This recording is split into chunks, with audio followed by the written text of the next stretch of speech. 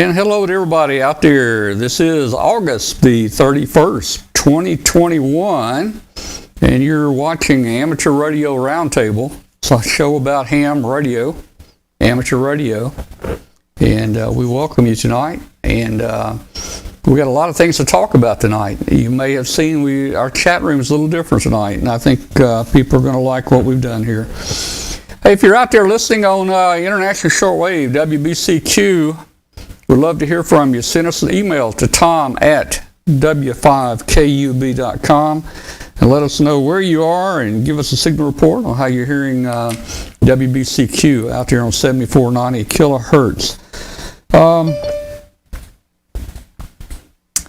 And let's see. Okay. I was thinking maybe that was Stephen. Stephen probably is going to try to join us here in a minute. Okay. Hey, we need everybody out there, if you will, hit the subscribe button. The subscribe button helps us out a whole lot on our YouTube channel, and it helps increase our ratings, and we'd really love to have you do that.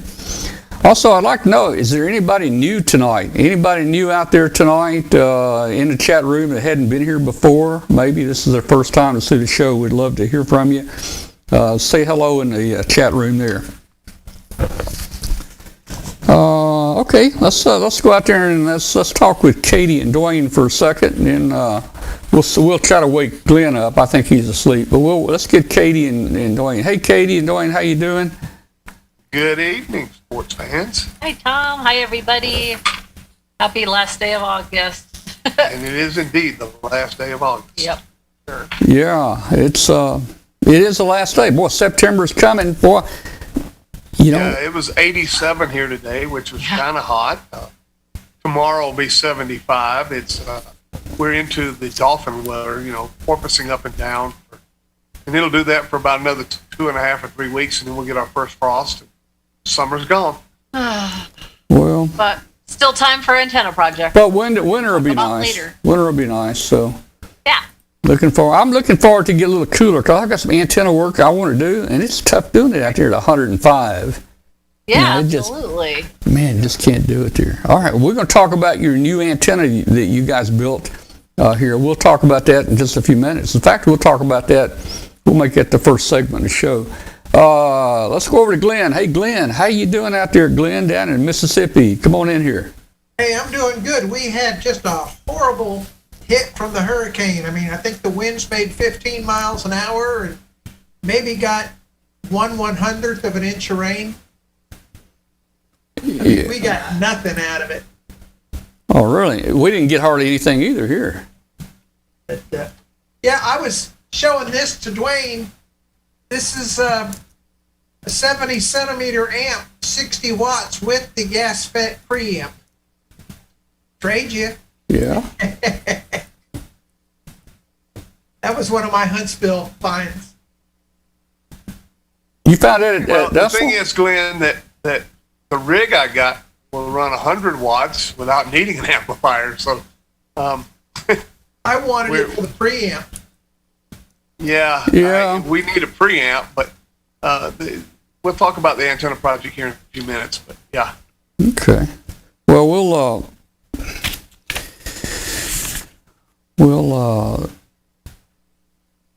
talk to Glen about his amplifier there. Glen, I need about a 200 watt amp here. How much is that?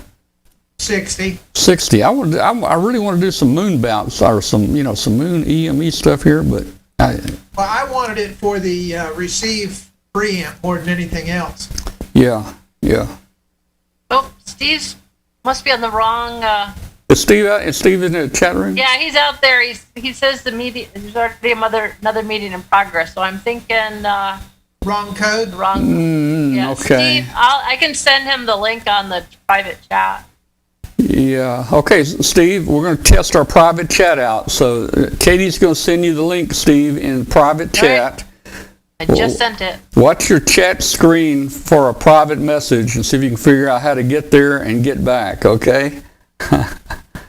Let's see if we can get Steve on here. We're going to send Steve into the dark web. He may never come back. Welcome to the dark side. Let me It's Tuesday see. night. for the Amateur Radio Roundtable. I'm gonna also, you know, I'm gonna try to send him another one here. Let's see. Okay.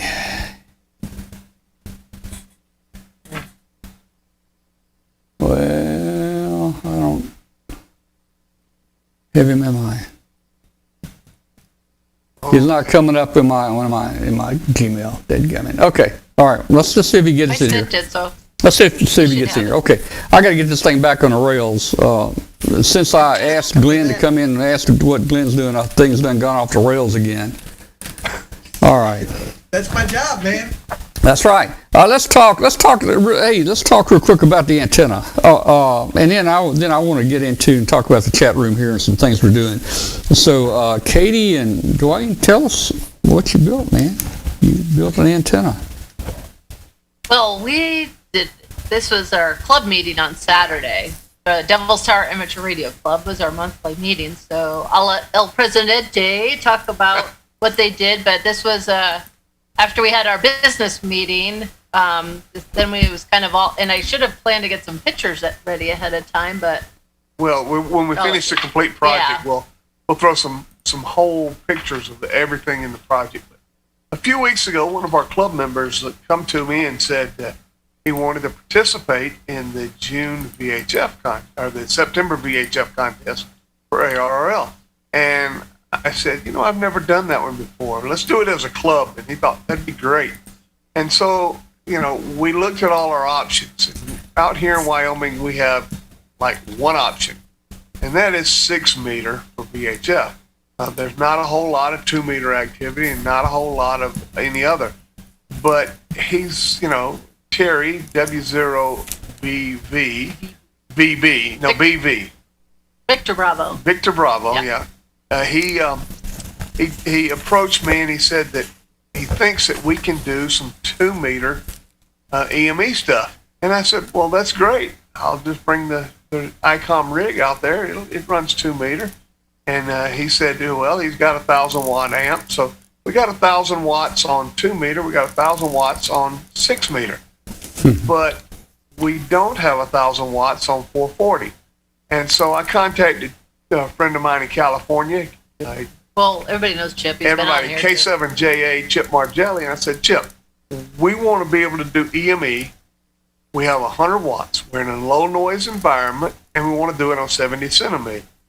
And he said, let me get after this. And about 2 days later, he sent me a plan, and the plan was for 2 18-element 70 centimeter beams.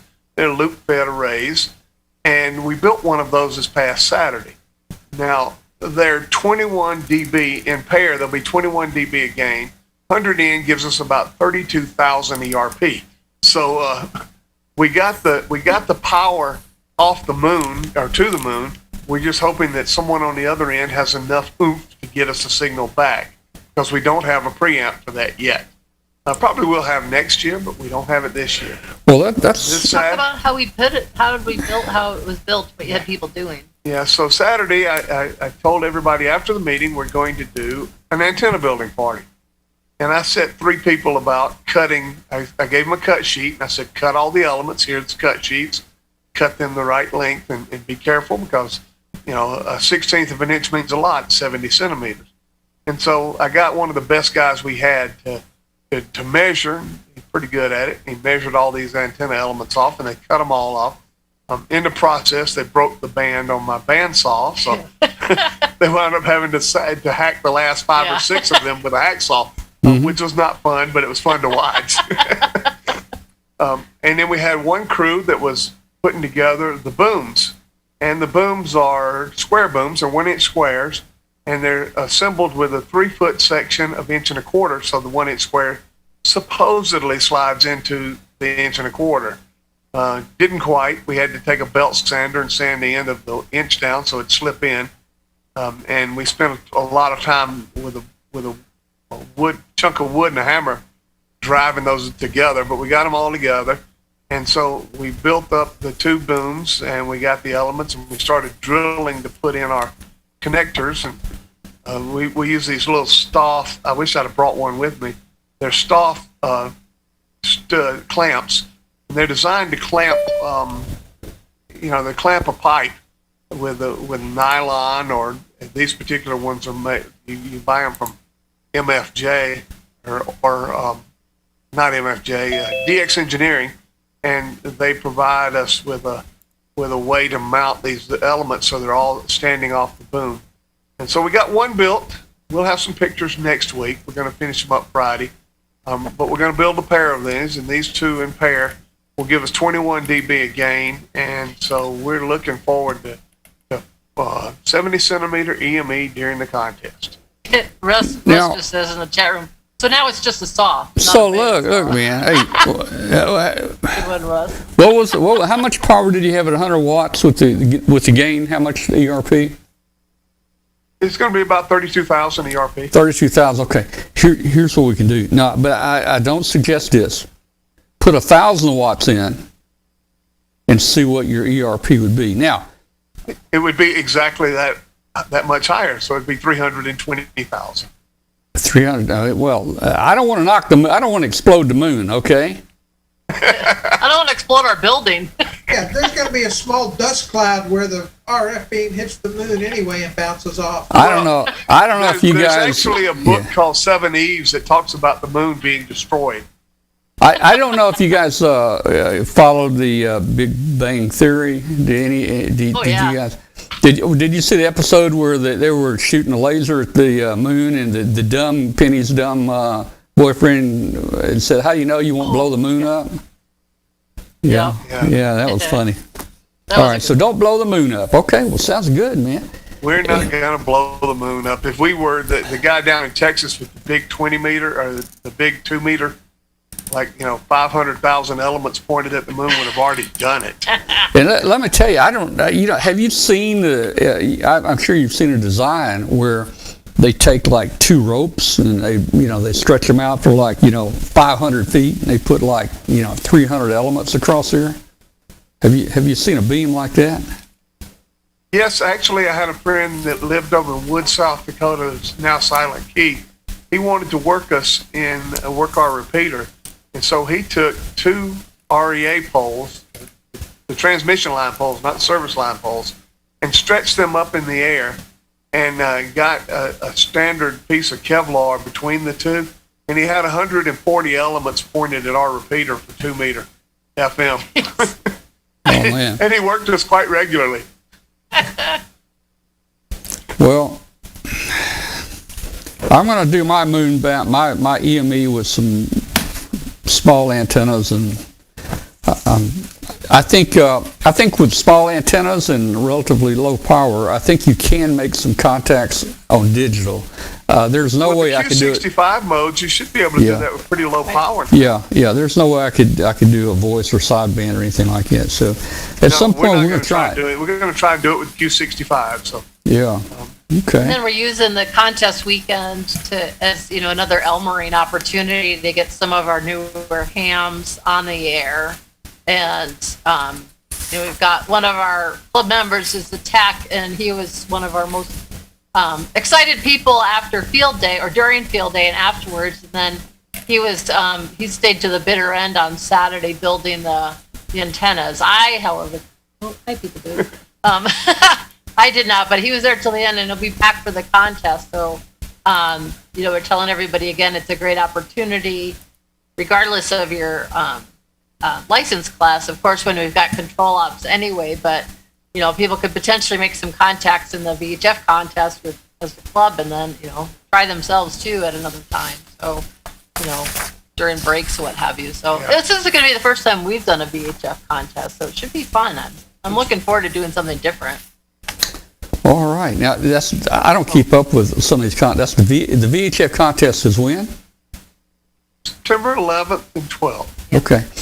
I got a group of friends here from Memphis. They always go over to Arkansas, where I went to college, and there's a little mountain over here. It's called Mount Nebo, and it's about 2,000 feet high. It's just a plateau. It's flat on top.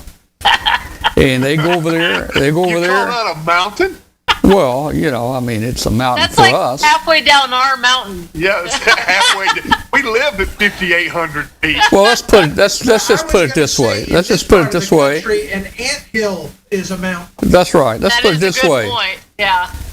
Most directions from there, the ground is flat, no elevation at Yeah. all, and that's 2,000 feet. So that would be. They go up Like there the and comment about the wind. I don't know why they take a you were talking tower. about the wind there. Yeah, they take a tower up there and put a tower. I don't know why you'd put a tower up on top of a 2,000 foot deal. I don't know.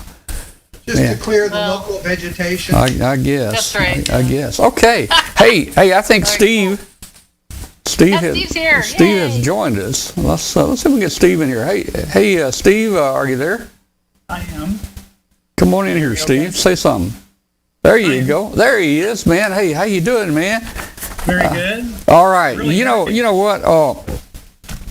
Steve has been following our balloon launches and stuff, and we've corresponded a number of times, and he's chatted with us about trying to reduce power consumption and things like that. And he sent me a little box to play with, and I need to dig that back out and start playing with that again. We're going to try to get back into some balloons this winter. But let's not talk about balloons for the moment. But Steve is here because he helped support our Huntsville trip with a donation, and he won the Fin Deco style microphone. Have you got it there, Steve? Hold that thing up and let's look at it. I do. Oh, man, you don't have it out yet? I mean, Well, I had it out. I just had to put it back in there. take it out and let's look at it. And the box was signed by Bob. And hey, I want you to look how the thing's packed. Look at this. Look at that. Yeah, you got a nice little card on it there. It's got a carrying case it comes with. Nice little carrying case. And Steve, I understand you already had the cables, but you didn't have a microphone to plug in. Right. I got a foot pedal for my daughter's piano, and I was going to use that for keying up, and then I was going to get another mic, and it was a heel. I don't know how you say it, but it was one of those cables for my FT891. So. Yeah. Now I don't know much about that mic. Somebody told me it lights up. Do you know anything about it? Yeah, I read in there that it will light up, but it may not with the Yaesu unless you run. I guess there's 3 wires a DIN.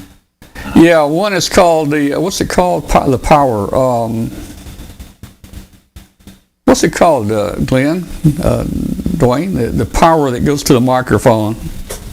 Oh man. Would that be bias? No, it's not Yes, called. bias power. No, it's not called bias. Hang on, let me look here. Let me look on a That's mixer. really pretty though, Steve. Let me look on a mixer. It's like a microphone. Ah, I was telling Tom a few weeks ago that in the movies, the Hunger Game movies, Yeah. they use that Fin mic all through the movies. You know, I think I kind of remember that kind of subconsciously, but when I saw it, it does remind me a lot of that. So Yeah. yeah. Hey guys, it's called Phantom Power. Phantom Yeah, Power. everybody's saying Phantom in the chat. Yeah, in fact, I had to go over and look on my mixer. I don't use Phantom Power here, so I always have it turned off or disconnected. So you're probably not going to get the colors there, but I bet it works well for you. It's going to look good. Have you got a mic stand for it? that's next. Oh boy, you're going to have to win you a boom now to put it on. Steve, when you get the boom mic, it comes with a little clamp. Throw that clamp away. They make one that you drill an 1.5-inch hole in your table, Okay. put it down in it, and it holds it permanently. That little clamp, Bob makes great stuff, but that clamp is not a great clamp. Okay. Yeah, we just changed that out with our booms here, and show you Yeah, real- I got one screwed to the table I'll here. show They you real make quick. one like this. See, this one screws right to the table. Okay. Yeah. Okay. Okay. And it stays steady. And then I have one over here. If I can get the mic to show you. This one, it's hard to see there. This one's down in the table. You get to see your legs. Hey man, you got any pants on there? No, he's wearing shorts. All I right. was wearing shorts when I went to your house. I know. Yeah. Well, hey, Steve, man. Hey, I'm glad you won that, man. You got a big smile on your face. You look like you're going to enjoy that microphone, and I bet it sounds good. Get that thing plugged in and on the radio, man. All right, I really appreciate it. I was really excited when I found out I'd won that. Well, your support is really appreciated. Thank you for your support. And you can get those attachments just about anywhere. I got mine from R&L Electronics, but Yeah. just about anybody that sells Heil gear has them. Okay, I'll check it out. All right. Well, Michael, you're not Michael. Stephen. Stephen, you're welcome to stick around here with us if you want to, or continue the show here, watch it the other place, or you can even leave if you want to. Okay. Okay, I'll stick around. All right. Hey, All right. Hey guys, I want to talk a minute. Let's see. First of all, let's see. Glen, you got anything going there? You want any announcements or anything you want to talk about? I could. The Demon Child even came up.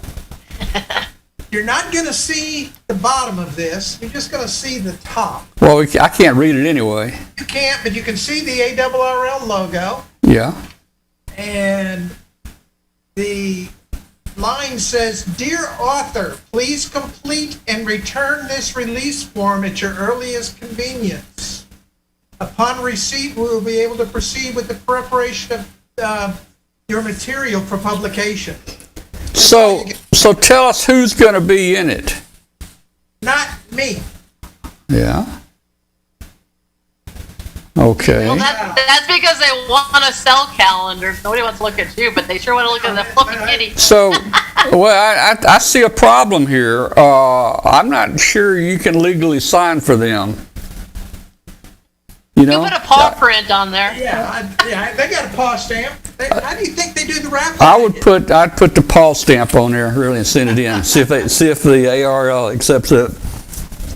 But ARRL's project for the calendar this coming year is going to be Cats in the Shack. Cat in the Shack. Okay. Well, congratulations there on. Are in the running. Yeah. Cool, man. All right. Hey, couple things here real quick. Let me see. I almost forgot. We need to give a prize away on the show tonight. Now, we have 2 tickets for the Orlando Hamcation, the Hamfest. We got 2 tickets that we're going to give away tonight. Now, we could use Hambot to do it, but we'd probably give them away to somebody like out in Wyoming or somewhere that it's going to be too far for them to go, or or maybe, who knows. So what I want to do is, if you're interested in 2 tickets and you're going to go to Hamcation, send us an email right now to prizes@w5kub.com. That's prizes@w5kub.com. And at the end of the show tonight, maybe around 9 o'clock or 9:15, or a little early, we will pick a name and we'll give those tickets to somebody that wants to go. So I didn't want to issue them to somebody that wouldn't use them. So please send us an email to prizes@w5kub.com and say, just say the subject tickets. That's fine. Just tickets. And we're going to pick a name from the people that send emails in to us. Heck, we may only get one person that's interested, but if so, you win. Yeah, and I'm already going, so I'm not going to send that email. I don't think we're going to make it this year.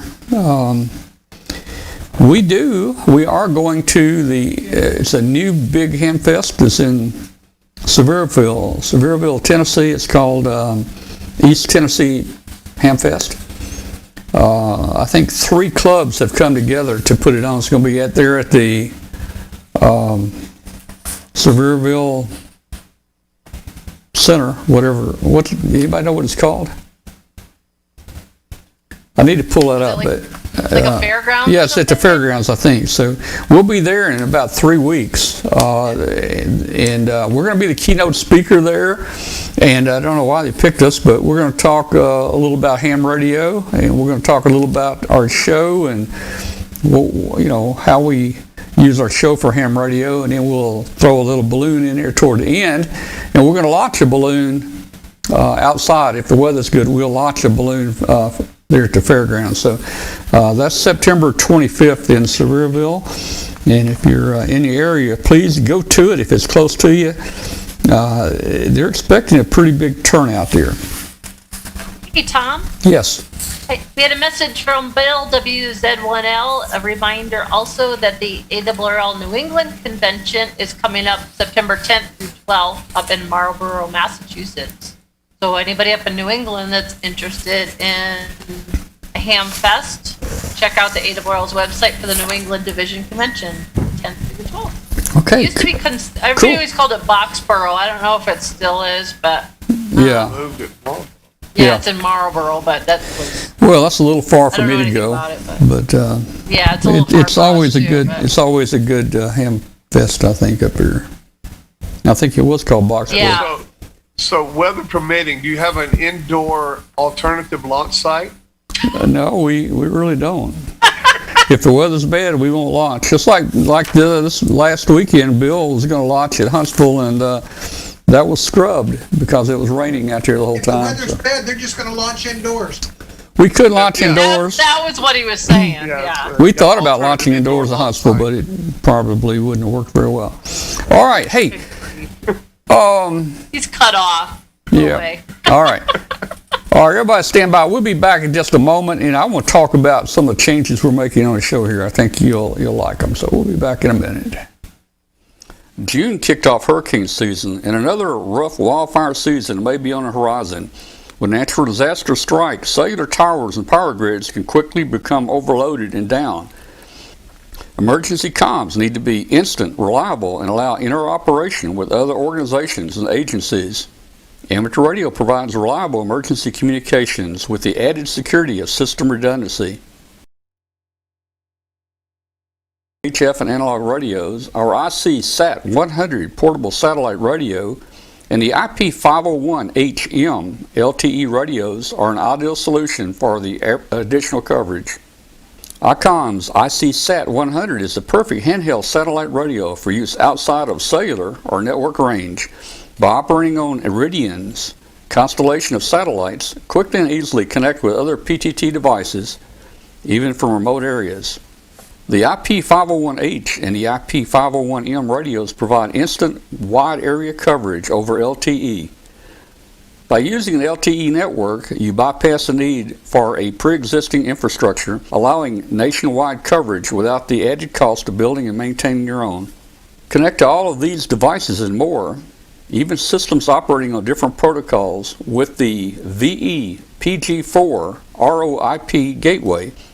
From land mobile and LTE radios to IP communications terminals and IP phone systems, they work together to form one seamless and uninterrupted network, ensuring your comms are received. Visit www.icomamerica.com/amateur for more information on ICOM radios.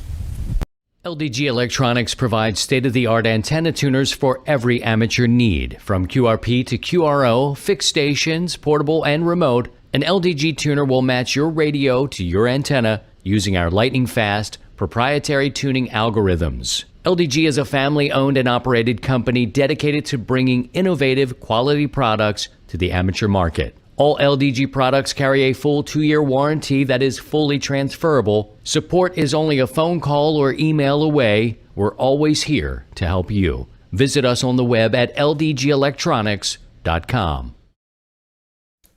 All right, hey guys, we are back. Before I get into the chat room there, I want to talk a minute. I want to run a little video we did back in Huntsville. And this is with Shack in a Box, and we've got Hope here, and we're going to talk with her a minute about Shack in a Box, and she is very knowledgeable, man. I mean, I think she's been doing part of the design and part of the build, and she's a real marketing person. Just listen to her talk, and hopefully the audio is going to be okay. We're going to try it and see how it goes. So here we go. This is just a short little interview there with Hope. if I can find the right button to press. Here we go.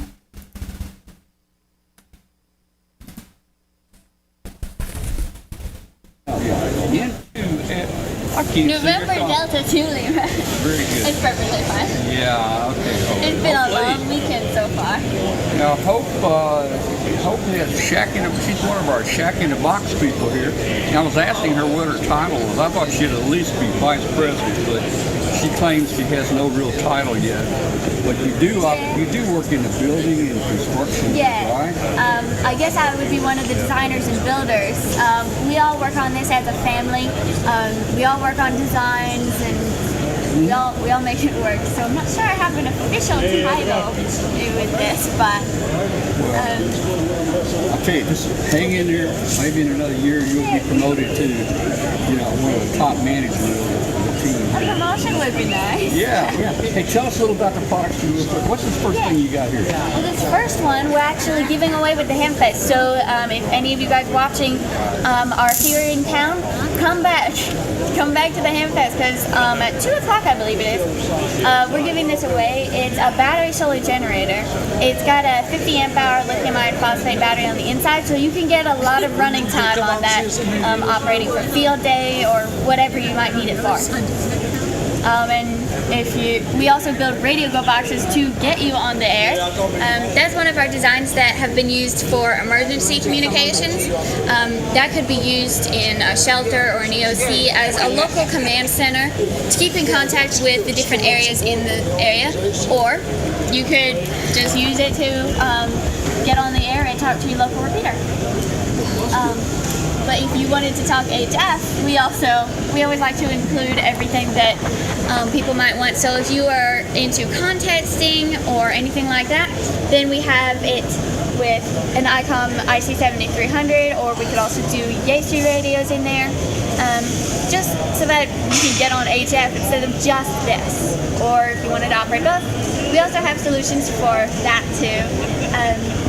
That one has it has a Yaesu 991, which is HF, VHF, UHF all together. But if you're out operating at field day, you want to be able to talk to the people on your local repeater at the same time as you're calling CQ if you need to, so that you can give people directions to the field day side or whatever.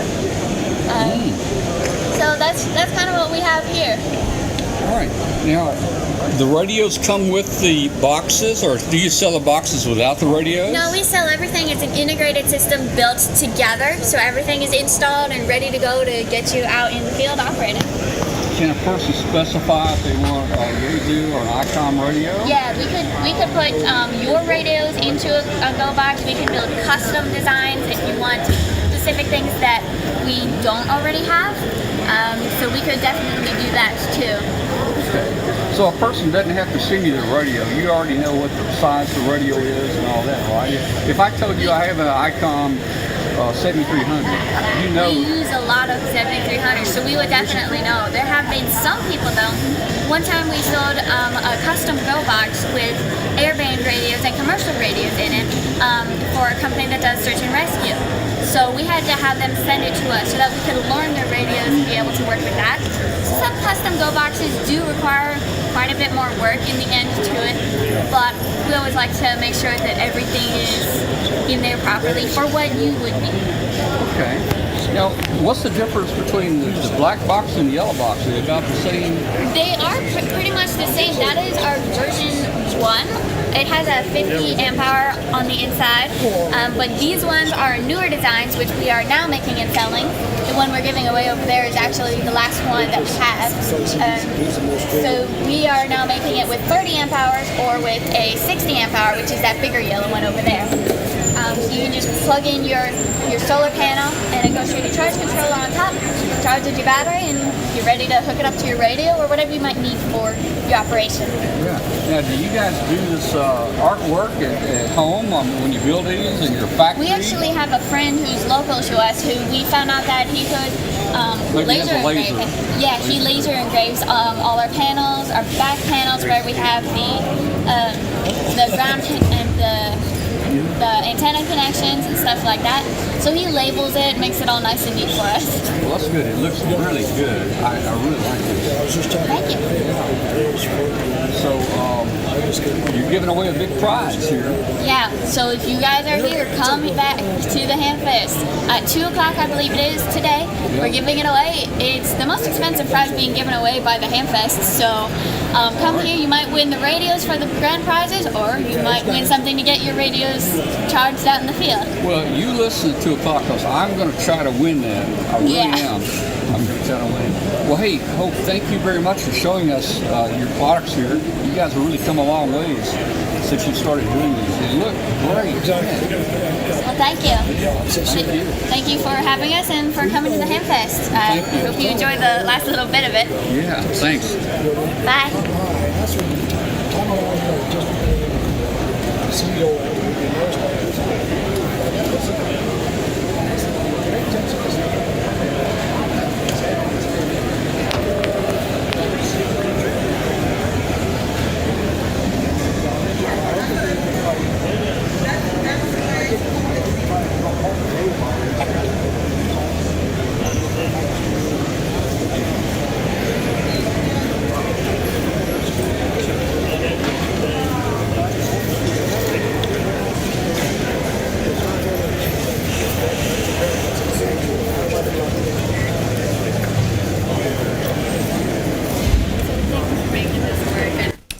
All right. Well, you got to see our interview there with Hope, and boy, she really knows her stuff. And those boxes look really, really good. I need to order me a couple of 2 or 3 of them there. All right, let's see what else is going on here. Okay, I've got a couple more of those short videos to show you tonight, but let's talk chat room for a minute.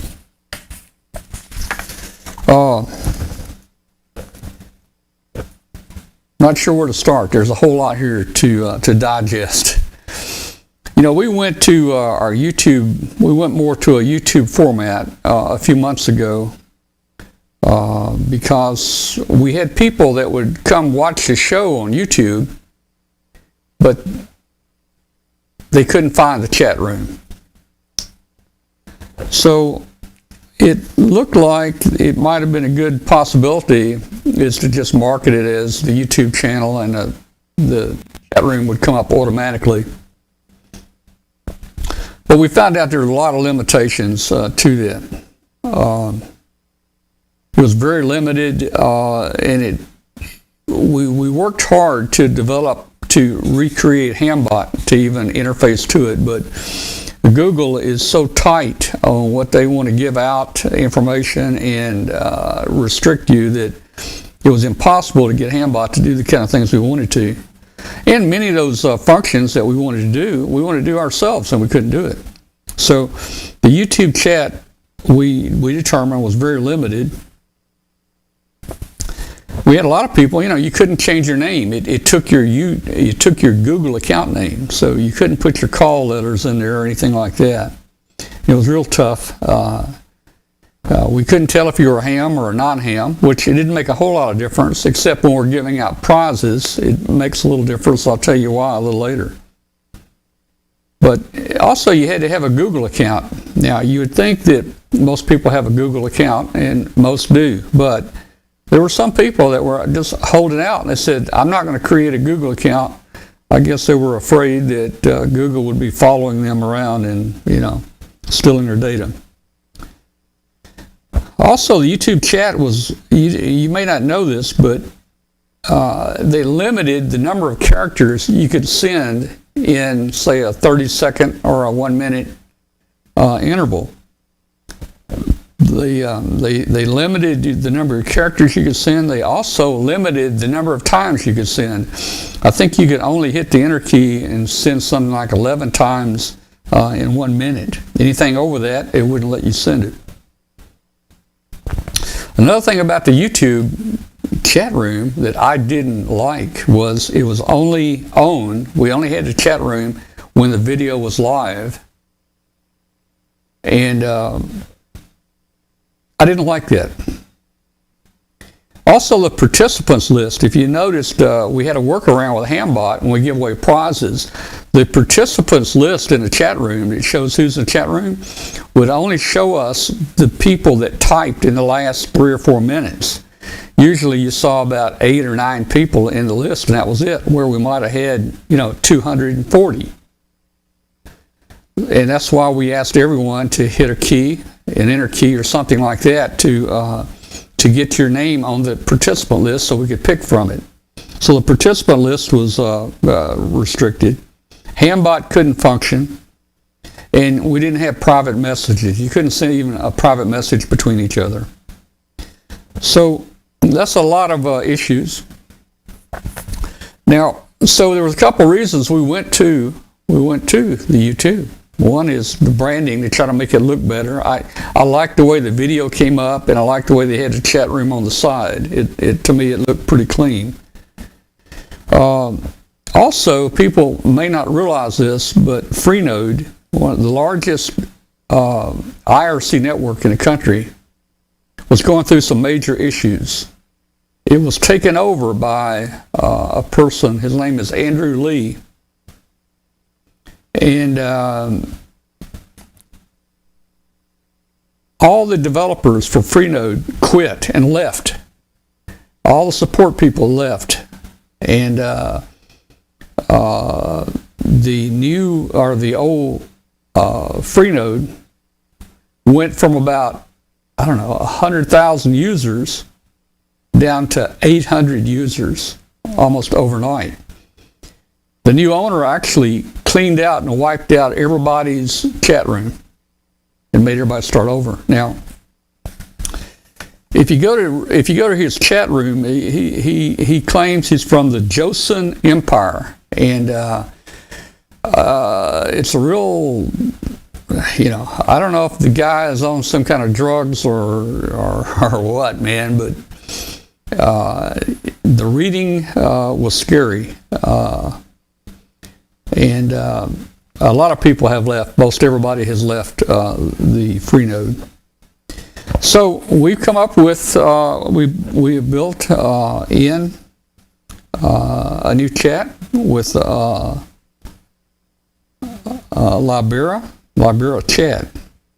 Now, Libera Chat is only 3 months old, but they almost have 100,000 users on there now, just after 3 months. So it's a very new network, 3 months old. They originally started out with servers in Europe. It's a Swedish company, and now they have servers in many parts of the world. So it looks like a very stable and a very good network.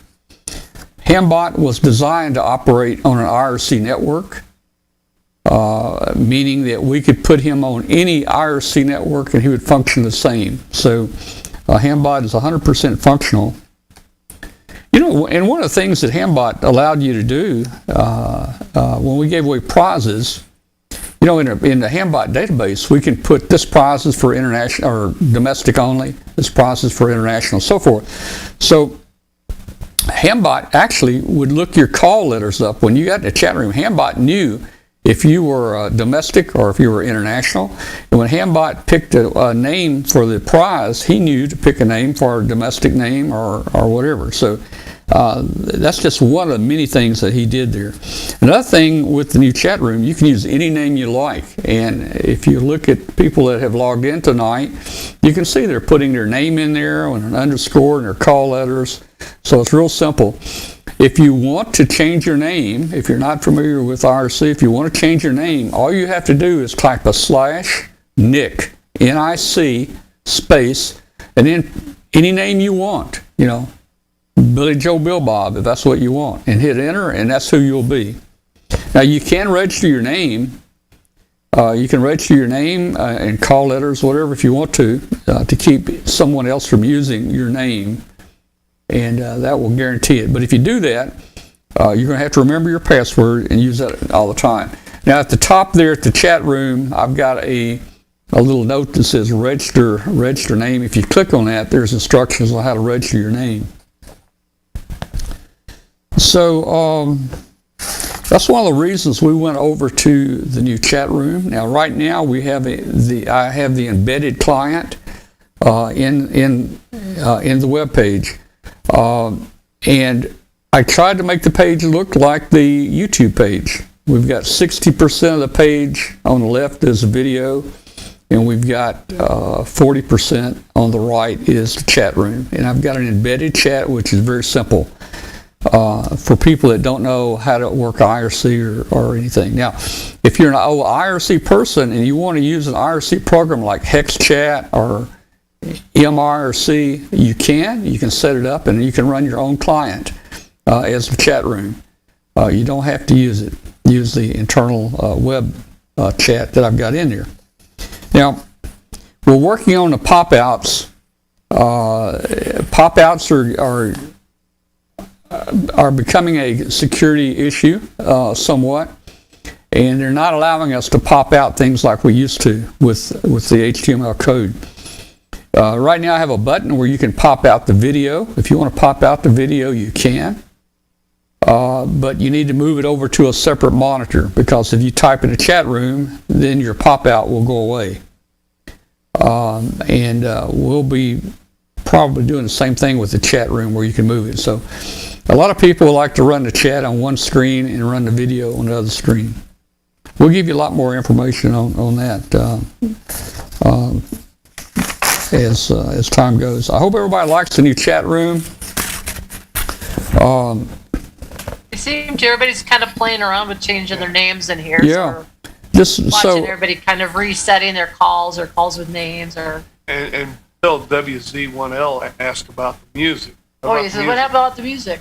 Well, as far as the music, I have made a decision to stop for a few weeks as we change things. We have a license with BMI, that's Broadcast Music Industry, and we pay them yearly, and we actually file every song quarterly that we play. And that gives us the license to play the music on the internet. But there's nobody on YouTube that you can talk to. You can't even talk to a robot on YouTube. And although I've inquired and sent them that information, nobody will answer. And also, on YouTube, even if you don't have the license on YouTube, there's this common licensing deal where they allow you to leave that on there. You'll get a copyright notice, and they'll just say, your song was copyrighted, but there's no problem. The owner of the copyright has allowed you to use it, and he might put a pop-up on your recorded video occasionally. So that's where you see pop-ups come up on the recorded videos. And so they let you, even if I didn't have a license, you could still do that music as long as you allow them to put their advertisement on there. I was testing about a week ago, and we hit some song. It was a country song. We hit some song that actually triggered YouTube to give us a warning. And if you get your second warning, YouTube will turn you off for a week. Certain things can give you a strike. If you get 3 strikes on YouTube, you can't use your channel for 30 days. So I'm trying to play it safe there. Now, I did challenge, there's a place to challenge the warning, and I challenged the warning, and I did get a nice note back that says, we're sorry, we made a mistake, we're removing the warning. So I don't know. So anyway, we just decided not to do the music right now. We'll see what happens. I know a lot of people like it. So let's see. That's kind of what's going on with the chat room. We'll be inviting all of our viewers out there to come on in a little while. Hey, I want to show you something. This is not much, but Glenn, you probably have experienced this. Probably we all have at one time or another. You know, you go in the operating room, they got that big bright light over you. You guys know what I'm talking about? Maybe even a dentist office. You know that big old bright light that shine in your eyes? They said, don't go into the light. Yeah, don't go into the light. Yeah.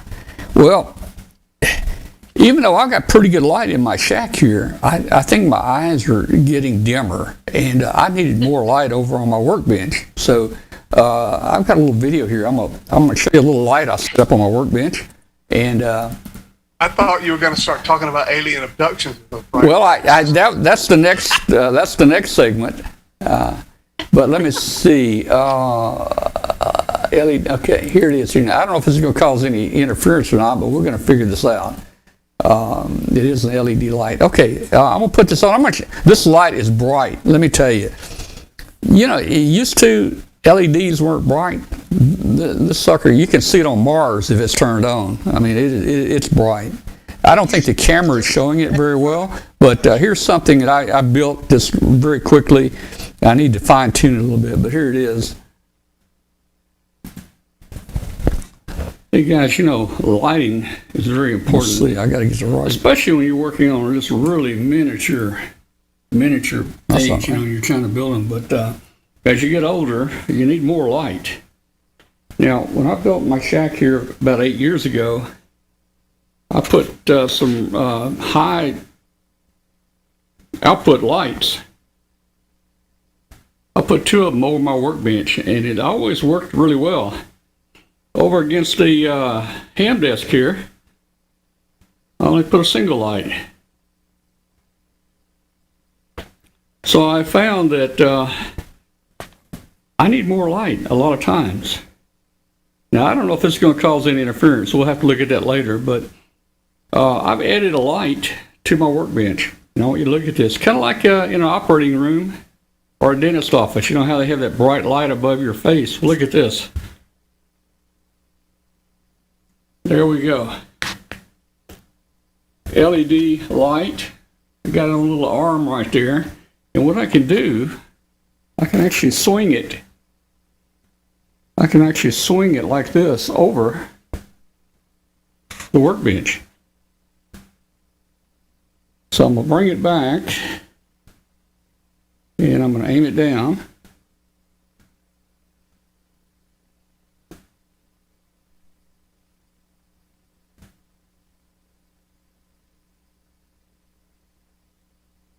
So I'm going to turn it on and show you the difference in brightness. This thing really puts out a lot of light. Let me see if I can get some brightness here for you. Here we go. I mean, this thing makes a big difference. Light on, light off. Look at that. On cloudy days, it doubles as the sun. It does. And once I level it out, I'll be able to move it right over the spot where I'm working. But I thought, you know, hey, I need more light. Let me just try this and see how it's going to work. So, if you don't have enough light, man, these LED lights are getting really inexpensive now. That looks great. Baseball stadium with those LED lights now. And that light actually has 3 little panels you can tilt. You can kind of tilt them down if you want to, where they kind of focus more. But the camera adjusted the light almost equal with the light on or off. You probably didn't see a whole lot of difference. But it really puts out some light. And I'm wondering if it's too bright, to tell you the truth, you know. So Probably not. We'll as see our how eyeballs get older, we need more light. I've learned. You know, a few months back, I took a lightning hit on my RF remote RF switch, and so I was having to go outside at night and change them at the tower, change my antennas over because I didn't have the new switch put in yet. And I found one of these. This thing is just 9 LEDs. Yeah. They're bright. Just man. 9 LEDs, and I'd take that out with me and clip it. You could clip it right on the top of the box. It's got a little clip on it. Clipped it right on top of the box and shine down the box where I could do my antenna. You know, had to undo the PL259 from the barrel and move it over to the others until I got the switch. Well, I got a new switch put in, and things are back to normal now. But it was a pain for about 3 weeks or 4 weeks there until I got it done. At night, this little LED, I don't even know if you can change the batteries in it. It was 79 cents. Is that a Hamfest? I don't know where It's got a little USB charger on the end. Oh, it's a USB charger. USB There you charger. go. You don't have to buy batteries. There you go. It was 79 cents though. Can't beat that. That's a ham cut. That's a ham budget right there. Well, you $100 probably I'll take it. you probably got took. I bet you could find it on eBay for 49 cents. Yeah. Yeah. I saw something. I bought a couple items for my craft room from the dollar store or the Dollar Tree, and they have their own like little special marketing. Well, I was on eBay looking around for something, and somebody was on there selling one of those dollar items for, I think it was like $4.99 plus another $4 to ship. And I'm like, you know what? If somebody doesn't realize that's the Dollar Tree store, then I guess they deserve to waste $10 on this dollar item. That's all it's worth. But you can find anything on eBay. Just buyer beware. Oh yeah. I like Yeah. those people who spend $200 for my book. All right. Yeah, Hey. exactly. All right. So I got another little short one here. I won the Geochron Clock. Geochron. Yeah. And you didn't send it to us yet. We were disappointed. We're We were hoping waiting. that. Well, I may send it to you. Anyway. I don't. Glenn's got one. He hadn't even turned it on. So Yeah. here's a little video I just shot. Other than a map up there, I'm not sure what it does. I played with it a little bit, but I'm just not. I don't know if it's gonna. I won't say much about it. Here we go. I show you the Geochron Clock working here in the studio. So here we go.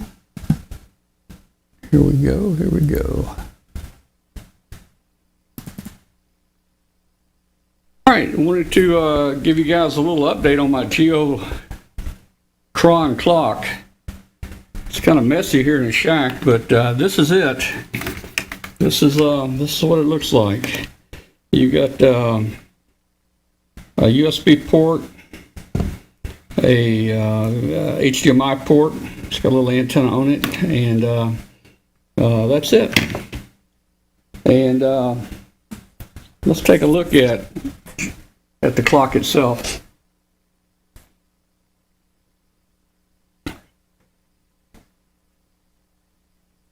So it comes with a remote control where you can do various things. Now, I haven't played with it a whole lot, but I'm trying to figure out what it is, Well, let's see. I'm gonna hit the menu here. Well, let's see. There we go. And across the top up there, you got several things that you can do.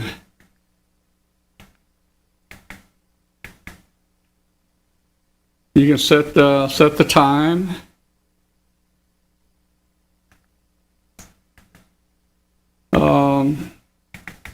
I'm not giving a very good demo of this.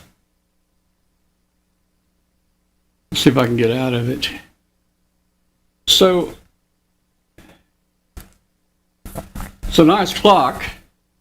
You can set the time for GMT or local time.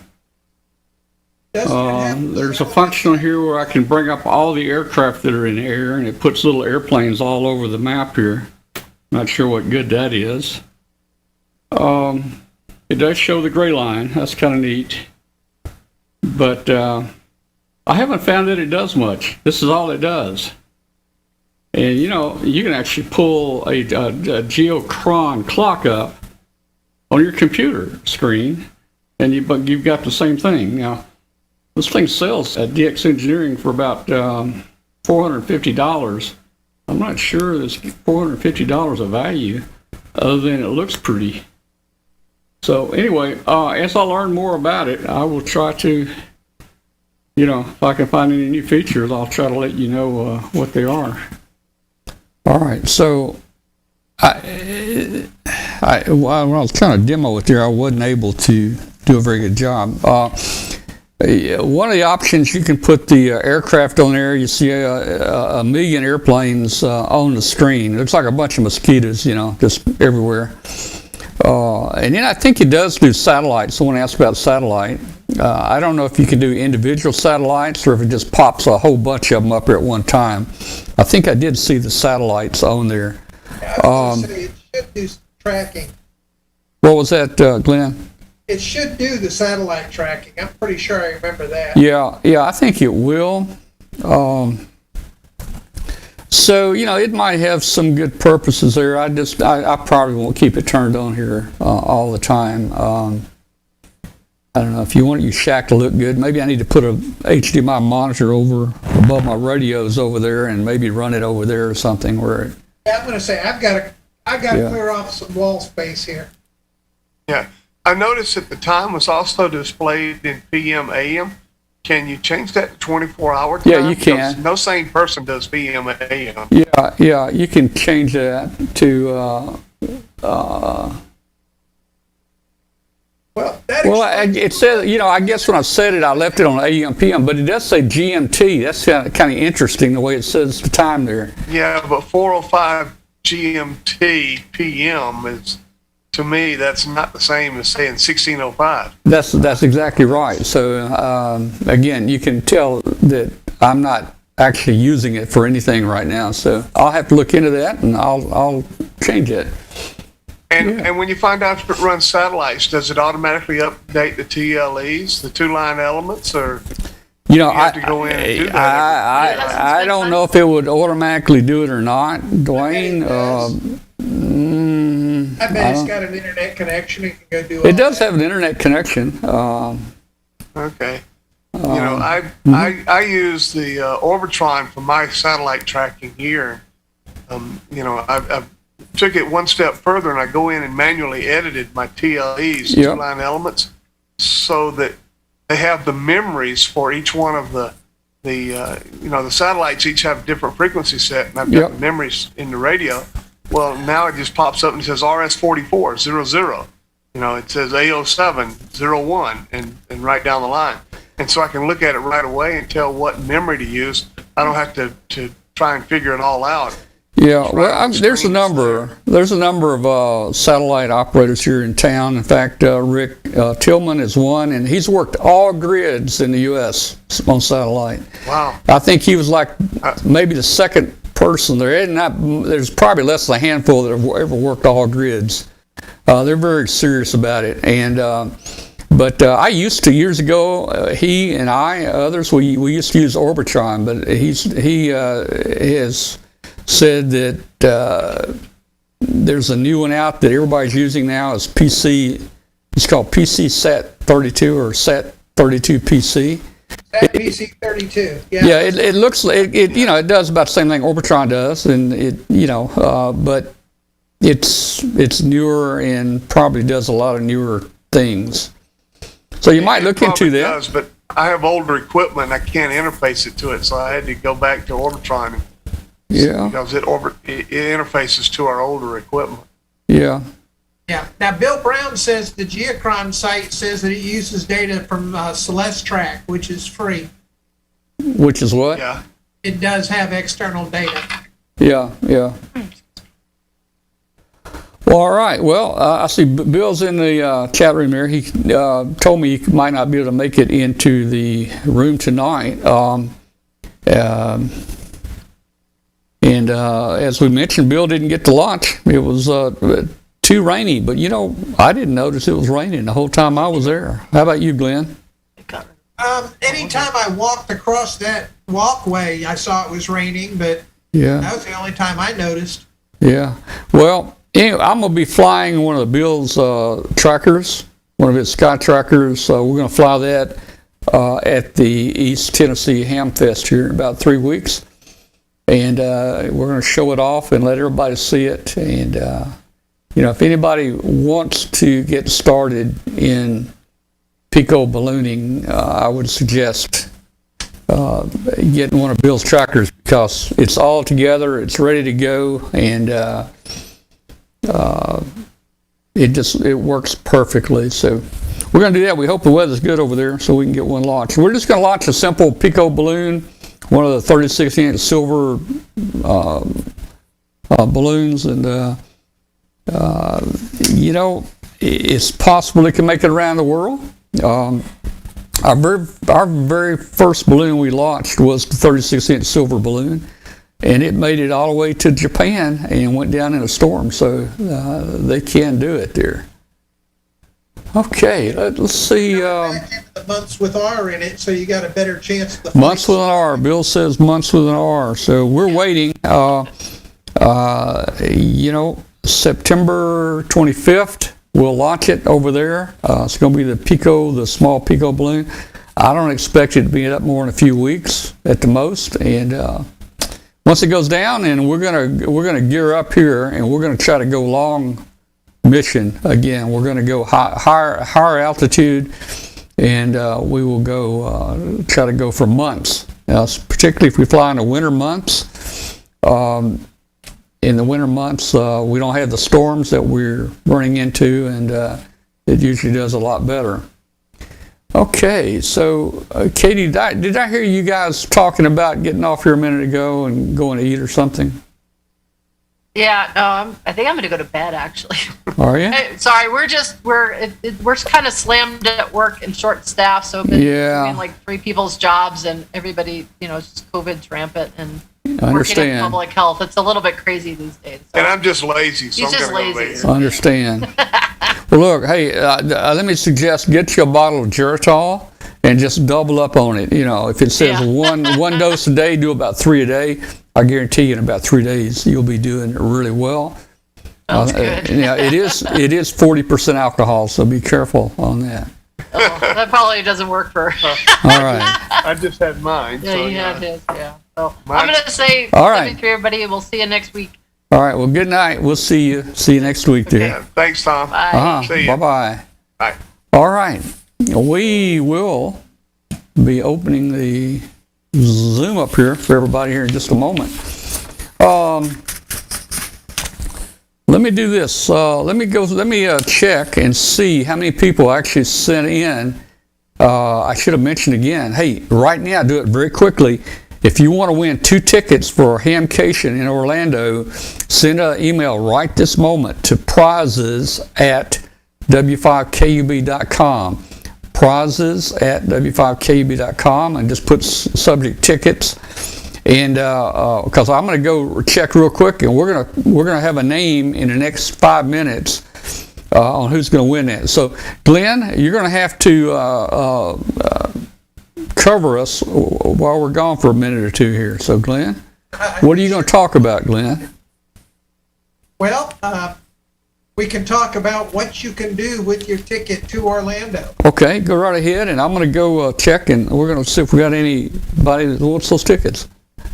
They have redone the forum area.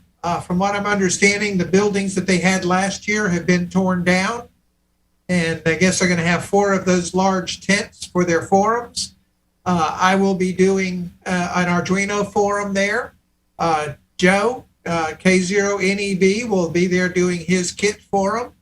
And the folks from PhaseDoc, who I showed you that little prototyping system last week, they are actually going to be presenting a forum on various construction items there as well. So there's 3 forums that I highly recommend attending. And Orlando's had a huge participation last year. That was the last Hamfest before all the COVID lockdowns. And I think they said their attendance was 22 or 24,000 people, which puts it second place to date in terms of attendance. And it's spread out over the Orlando fairgrounds, so you don't really get the sense of crowded. The swap market area was just absolutely outstanding. I ended up bringing a full suitcase of stuff home. So Orlando is definitely on my list of places to go and Hamfest to see from here on out. And I guess I'm going to have to cover even further, huh? But I've been thinking back on Huntsville, and I'm still unpacking things. When you go to a ham fest the way I do, it's everything goes in a backpack or a suitcase, and you slowly unpack during the week as you get time. And I keep finding things that I had bought and forgotten that I'd bought, because you're just in such a whirlwind of activity and just so happy to be at a ham fest and spending money again that you just fill that backpack as full as you can get it. So, Huntsville was a lot of fun this year. It was good to have a ham fest again. Kind of wish I was going to the Sevierville, but I don't have enough time off from work for travel yet. Hey, man, call in sick. No. No? No, I like this job too much. All right. All right, guys, we have run the numbers. We consulted with Hambot. All the entries have been tabulated.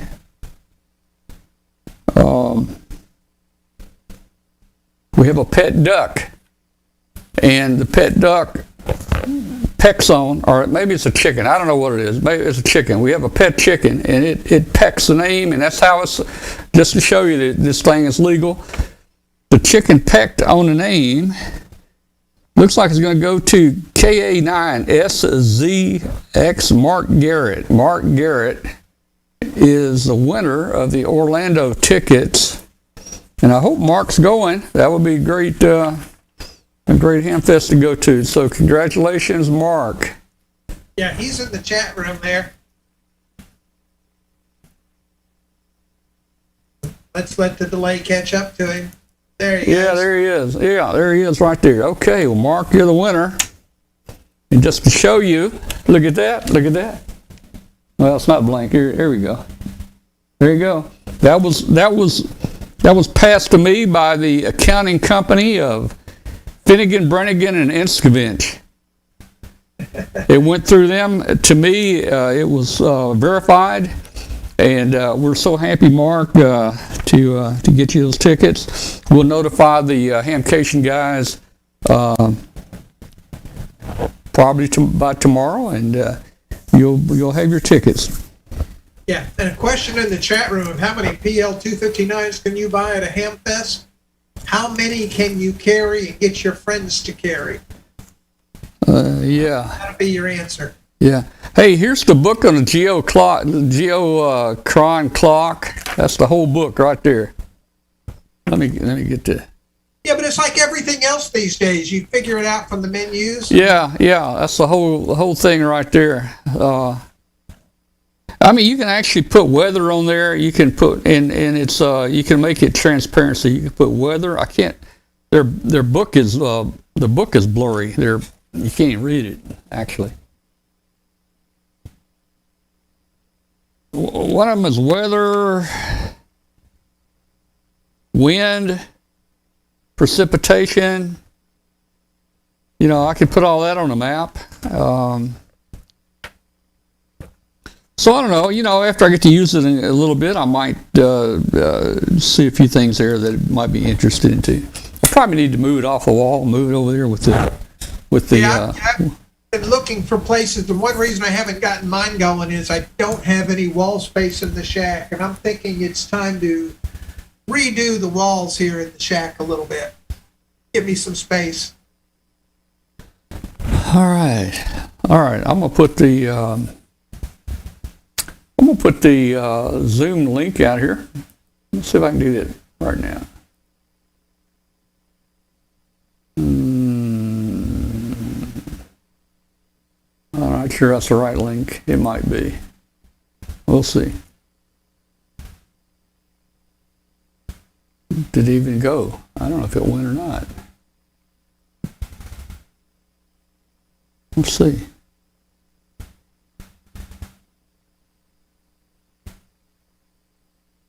I don't think it's sending the Zoom meeting link out there.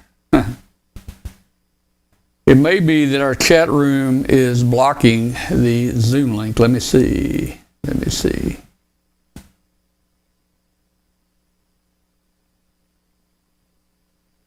I'm going to copy and paste it again.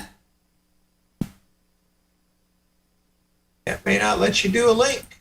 Well, we'll have to figure this out.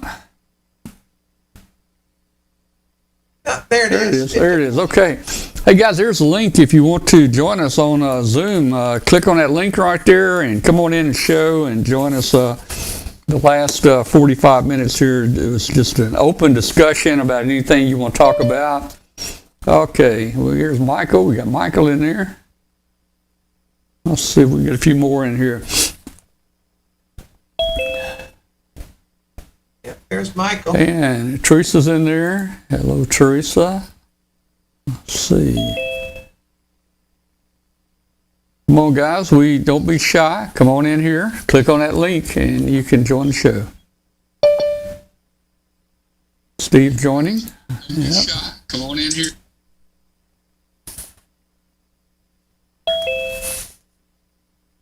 There's Steve Ullman again. Yep.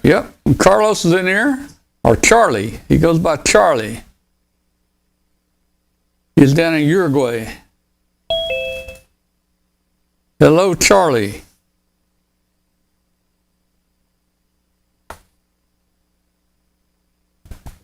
Charlie, you're muted. Hello, Carlos.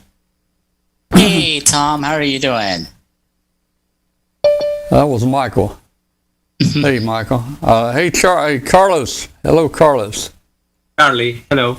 Hey, you looking good there. Thank you. Who was the last person that joined? Better like this. Oh, okay. Cool, man. Cool. I hope you brought enough for everybody.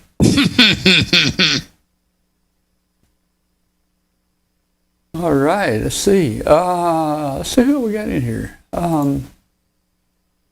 We got Dennis in there. We got Steve in there. Teresa.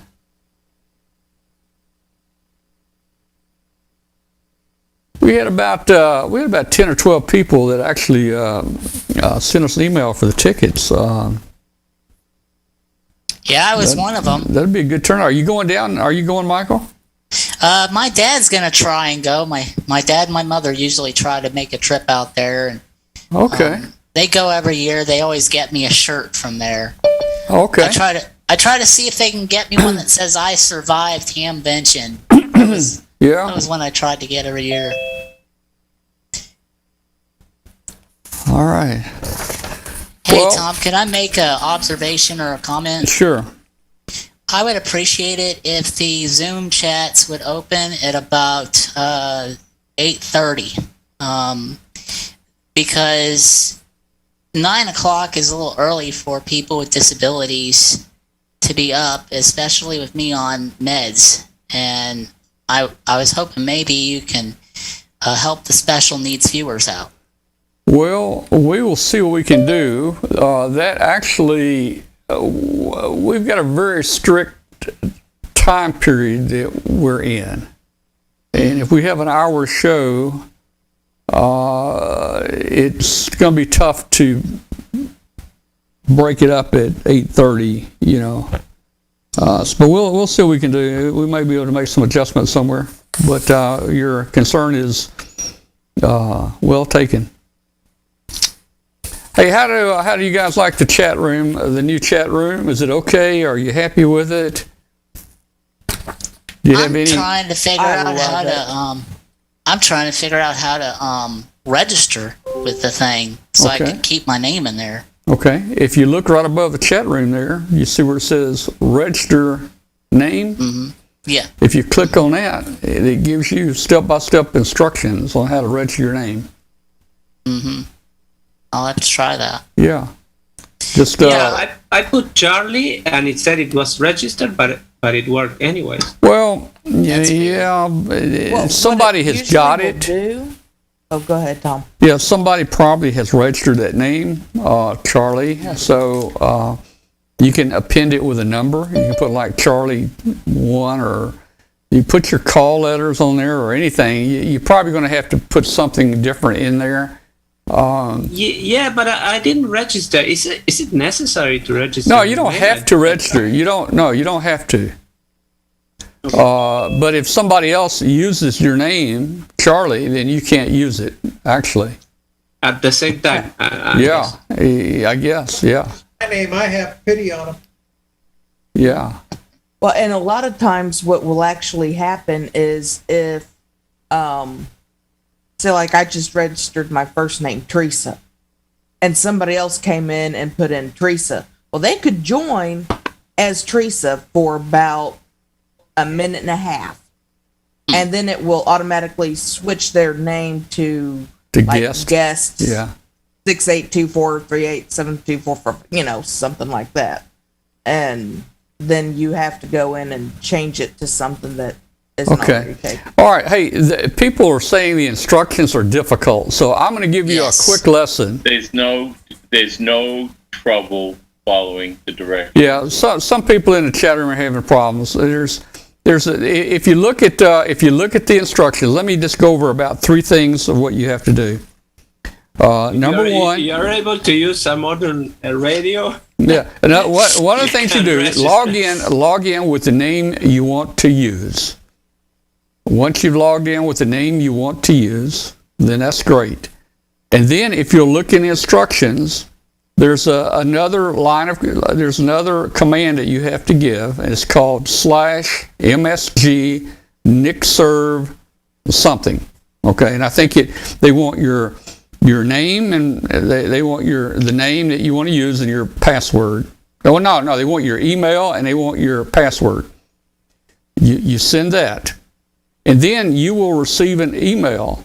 The email you provided, you will receive an email that says you are now registered basically for the chat room. There's one more step, and they'll send you a link, and all you got to do is copy that link, enter it into the chat room, and you own that name and you're reserved in. So there's 3 steps. I think they What was that, Bill? Bill, you there? Uh-oh. And you copy and paste that into your IRC, either the client, because I use like Hex Chat. I don't use the on-screen chat. Yeah. And then hit the enter, and it says, okay, you're good. Yeah. I did that with web chat, and so I registered my call sign, and I have a password. So I guess that works with just about any IRC client. Oh, that's good to use the IRC client. That's good. Anybody ever use D-Star or Fusion? Well, Nope. I've got a We do real radio. I've got an expensive AT Mega cast here that will do all 3. It's an IP radio. Looks just like a radio. It looks like a radio, but it's no antenna connection on it. It's got an Ethernet jack. So I can't get on. In fact, our show has our own DMR number talk group, 31693. I can't get anybody to call a D-Star net for our show. We own our own talk group, and it's not being used. 31693. Tom, is that radio you got, the DV Mega Cast? Yeah, it is. Yeah, I got one too. It's pretty expensive, and you know what? I think I made one little contact on it. I haven't used it since it's been sitting over about a year and a half. It's pretty neat. Like when we went to Dayton, it would be neat to connect it up to your Wi-Fi, in your vehicle, and you would have DMR or D-Star, whatever, driving, and you could actually, talk with people. But I don't know. It's half radio, and half not radio, I guess. It just depends. So. I got this at the Hamfest. A friend of mine was selling them, and it's the latest system, and it's got a color display on it, so it does the job. I had an older model back then, which it was just a black and white display. What is that? Is that a hotspot? Yeah, this is the one of the hotspots that a friend of mine built. And he builds them as just kind of a little hobby type thing and sells them. And he's been doing that for a while. But like I said, it's a color display. It works really well, and it has a lot of features on it that I've been able to get used to. Like I've got Fusion and D-Star linked together with it, and I'm able to hear both of those contacts, and I've left it on all night during the night so that if for some reason I hear somebody, I can get on there and do it. But it's a good little device to have. I got 2 Zoom spots that I bought from HRO that are excess to me now. So if you hear of anybody in the market, I'd like to find homes for these 2. Okay, Get so some money out of them. You're not going to use them, huh? Are you not a D-Star guy or whatever? Well, I started with a DV Mega Cast radio. Then I got the DV Mega hotspot from Bridgecom with the 878 already programmed. Then I bought the TGIF Spot. Yeah, that thing does everything. That's like the new one that Bridgecom has. But I didn't even put the second one on. I put the first one on, got it programmed, and then I got the other newer ones with the bigger screens. So these are just sitting on the shelf, Yeah. I'd like to get $100 each if you know. Okay, well, maybe somebody be interested in them, and if they are, they can contact us and we'll shoot them over to you there. Yep, just send me an email. My call at ARRL.net. Yeah, I noticed you're a KL7HRO, and we also have another HRO in the chat room, WB8HRO. I used to be N7HRO, and before that, WD4HRO. Man, the ham radio outlet in Virginia picked up my WD4 for the club. Yeah. My son in Arizona picked up my N7. Yeah. Well, boy, we're getting a real lag or something. We're getting a real lag on Zoom right now. I don't know how it's looking for our viewers, but it's interesting. Hey Tom, I've got a question. Yeah. On the YouTube, I'm trying to set up a thing for my weather deal so people can watch me on my website, and I was trying to figure out how you're doing the live streams. And have it on the website and everything while you're doing your deal, because I've been trying to put something like that on my page along with the chat, and I'm just kind of curious how you go about doing that and what have you been using? You're talking about to have the video on your own webpage? Yes, to have the live stream on my own page. Yes. Yeah, that's pretty simple to embed it. It's just embedded. You take the URL and if you build your own page, you just insert that URL and a little short piece of code in there, and it'll open up on your website. Now, I don't mean people are watching it from your website. When they're actually on your website, they're going to your website, and then the player is actually going to YouTube. It's not actually playing on your site. It just looks like it's there. Hey, I've got a question for Glen.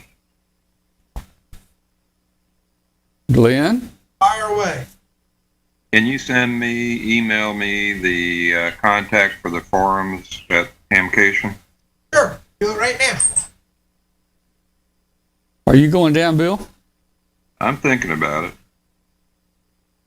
Wasn't going to, but since Mark has won the tickets and he's one of my good friends there, maybe I'll join up with him there. Yeah.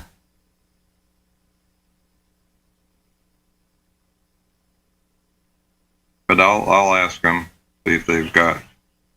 You aren't planning to go, Tom, right? I don't think so. That is a long stretch for us here. I know you had some rough weather last time you went. Yeah, I don't remember, but it was. Oh yeah. We flew through. I'm barely remembering that. Glen, were you on a plane with us? At the barbecue restaurant at the airport, and Orlando. we were like the last flight out before they closed the airport because of the snow. Oh, yeah. Yeah, I remember. And then we got there, and the cheerleaders got our luggage. Yeah. Mark won 2 tickets. It was 2 hours to get our luggage off the plane because they threw it on the cheerleaders bus and it went to their hotel. Hey, now many times. Okay, Bill, you should have that email and stuff. Okay, great. Thanks. Yeah. But apparently, you remember the tent-style buildings they had last year? Or you didn't go, did you? Where? In Orlando. Tom did your forum for you. That's right. Well, that was 2 years ago. That was 2 years ago, man. That was 2 years ago. How time flies. It was yesterday to me. Yeah. Yeah, it's hard to believe it was 2 years ago. Man. Yeah, I enjoyed giving Bill's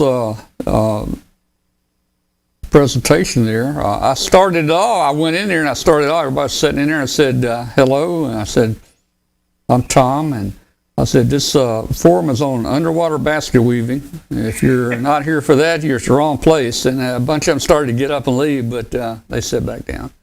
Yeah, and the rest said, you're not Bill Brown, and got up and left. Yeah. Hey, Bill, are you working on my tracker? I will be. Okay, good. Are you having to build that, or you already got some built? I'm out of stock, but I'm going to build some by hand the hard way. Okay. All right. Well, Are you having problems getting chips, Bill?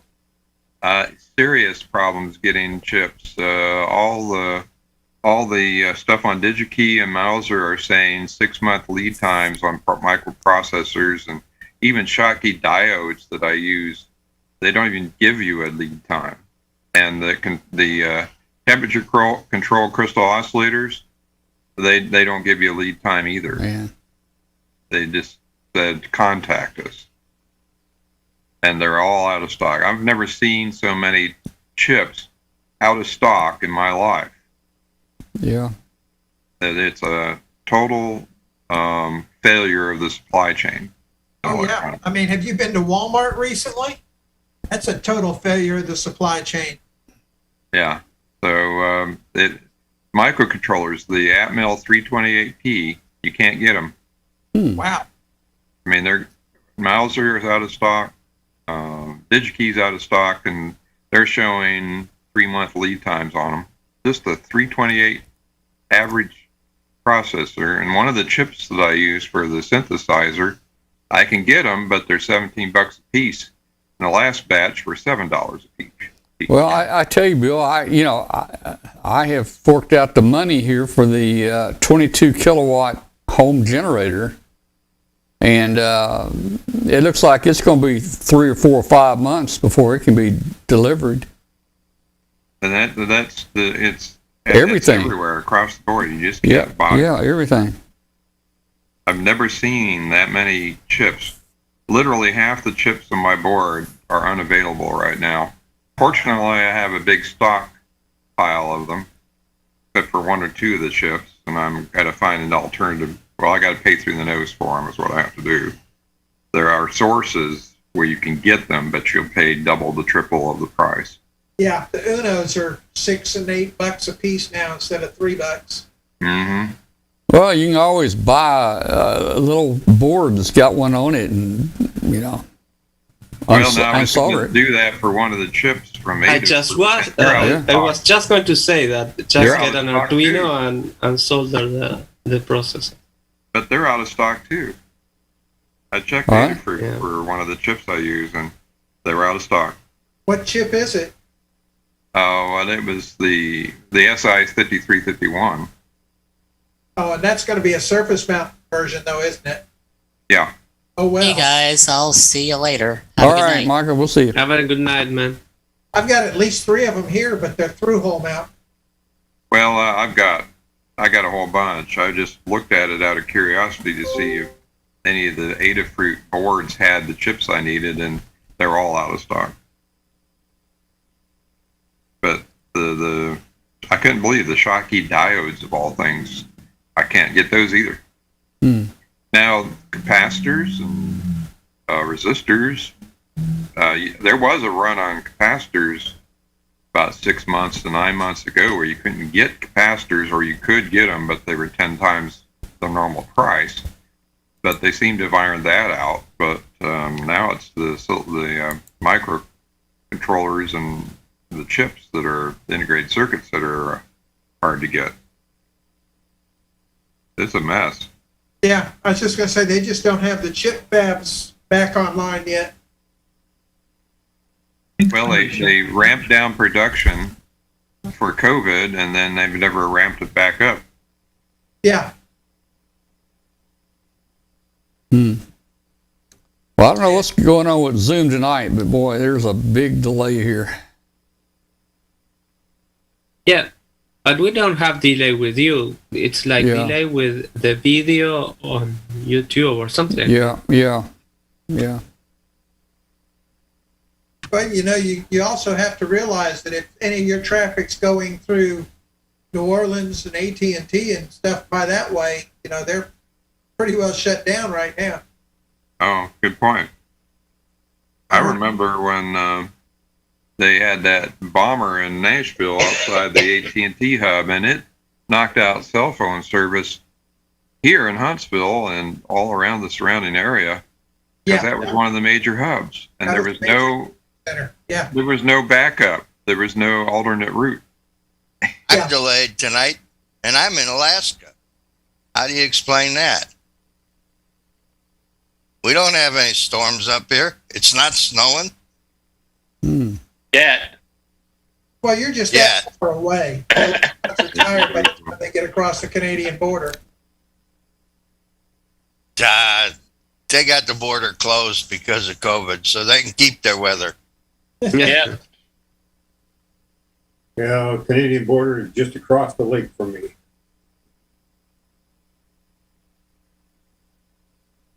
We've got several people to go to Tennessee. We've got several people in the chat room that have registered their name, so they're doing pretty good. You know where Somerville, Tennessee is? I do. That's where we launched the balloon here, our last balloon. I got a corner lot in Terra Alta Lake subdivision. Okay. If you know anybody looking for property, I'll sell it. Well, I'm not going back. Well, we may have. I lived in Millington. Yeah. While I was in the Navy. But I bought that piece of property and haven't done anything with it. It's in a lake subdivision. Well, have you been serious about trying to sell it? Put it on the market? I tried to get one or two realtors to handle it, and they didn't seem to be too serious. Wow, I would think it would sell. Fine, because real estate is hot stuff right now. It is here. I mean, people are paying. In my neighborhood here, people are. The house will go listed the same day it lists, it sells, and people are paying like 20% more than the asking price on day one. I'd never seen it like that. Yeah, I was pricing stuff over in the Chattanooga area, and that's happening here too. Prices are through the roof. Well, if you hear of anybody, write down my call at awrl.net. Tell them to email me. I got all the papers. Okay. Pictures of the map of they got like an 80-acre lake there. And I got a corner lot. There's a lot of red oak trees out there. Yep. And the only restriction that they got is the A-frame or house has to be a minimum 750 square foot. And if you can park a motorhome, as long as you got a tank to catch the gray and black water, you can put a mobile there, but a mobile trailer, but you have to have a septic tank put in. Yeah. Those are the only restrictions. Yeah, and no antennas. Yeah, Yeah, I would definitely contact a realtor here now because now is the time to sell. Because if you know of one, give them my information and have them contact me. Because nobody I've talked to, the company that did the closing was Pioneer Realty in Memphis. Huh. But I just gave up. When I was, God, I had it for about 10 years and I turned the guy down. He wanted to build a house there. And after that, I couldn't find anybody to talk to me. yeah, I was going to say, try them again right now because, I mean, in the past few months, it has just exploded. Well, I need somebody local to find me a realtor. KL7HRO at ARRL.net. All right. I don't know any realtors. I avoid them with a passion.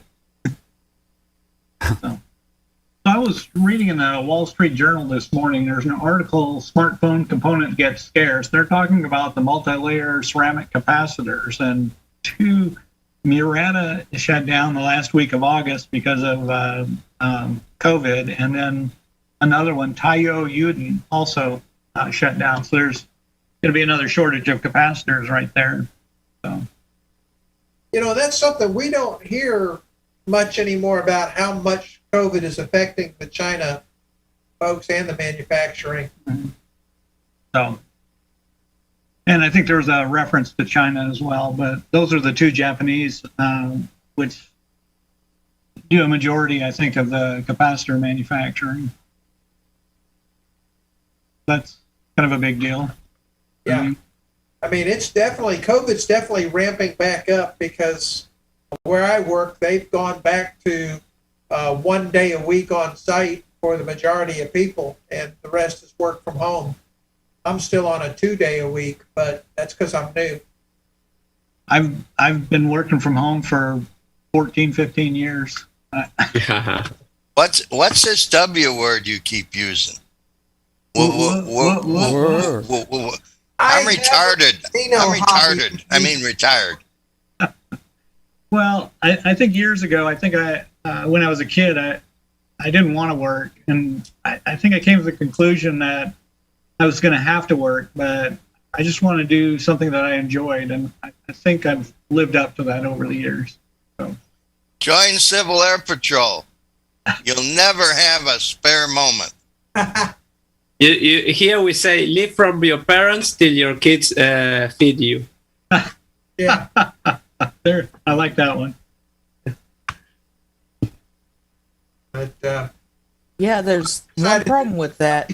When your parents are, or when your parents have wait to have you, and you turn out to be my age, and all of a sudden both of your parents are gone, and now you're going, well, what do I do with my life? That's why you have to plan ahead and have grown-up kids by then. Join Civil Air Patrol. Take over the rest of the house. Yeah. Join Civil Air Patrol. You can work with the kids, with the cadet program. You'll never have a spare minute. That's true. I don't have a spare minute now when I don't work with Civil Air Patrol. I have a real question for you real guys that are real ham radio. I'm having, this problem with lots of QRM here with the electrical interference that it's making me sort of impossible to listen on HF, right? So I was wondering if using a magnetic loop antenna would help mitigate the problem, like a real one.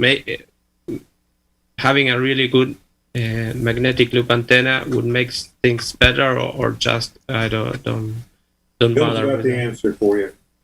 Who? Hello, Carlos. So, hello. All right. Now listen. I have a question for you. How close is your power supply to your radio? The power supply itself of the radio? No. Oh, you plug it into the electrical socket. You don't have a separate power supply?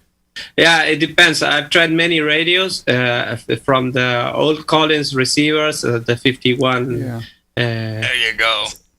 Yeah, the 51S1 and all those that have internal power supply till the battery. I've already tested with battery operated ones, and I always have the same problem. So it's not coming. It's not a conducted issue. I believe it's a radiated. All right. Is there anybody with a solar power on their roof? Well, what I have here are the cellular antennas. Yeah, what you would need to do is to get out there with some direction finding equipment to see if you can't track it down, whether it's power line noise or radiation interference that you're hearing, and try to track it to the source and see if you can't get whoever takes care of that to fix it or solve their issue. Yeah. Get you a little AM radio. Yeah, of course. I Walk use around your house. Yeah, I use that. Walk around outside. The thing is, I live in a building here. It's blame me for part of it that I'm here in the board of the building, and we decided to change all the internal lights for the public spaces, and of course they are all LED now, and they make lots of noise. Yeah. Apart from that, I have a lot of noise that it's constantly there. So I believe maybe the cellular antennas are to blame, maybe. But that was strategic from me, because when I was going to move in, there were my mother-in-law lived here, and they were asking if they put the antennas on the roof or not, and I say yes, put them on the roof so that I can put my antennas and nobody would say anything, you know. Check these things out too. These wall warts. Walk around your house and unplug them. I've got one that is noisier than all get out. I've powered the radio with a battery and turned off the main breaker, and the noise is still there. Yeah, one of the biggest issues I have is my monitor in my ham shack. It puts a birdie right on several areas of interest on 20 meters. It's noisy as all get out, and it drifts in frequency. So, sometimes But at least you have it identified. You power it off, and the problem is gone. But wall works and those CFL lamps, if you have any of those are nasty. Yeah. So Charles, you live in an apartment building with a lot of other people. Yeah, exactly. So just on the other side of your wall is someone else's home, and they may have all sorts of things plugged in. Yeah, I think there is I have to start again with a small AM radio and figure it out. I think there is 2 floors below. There is some big interference source.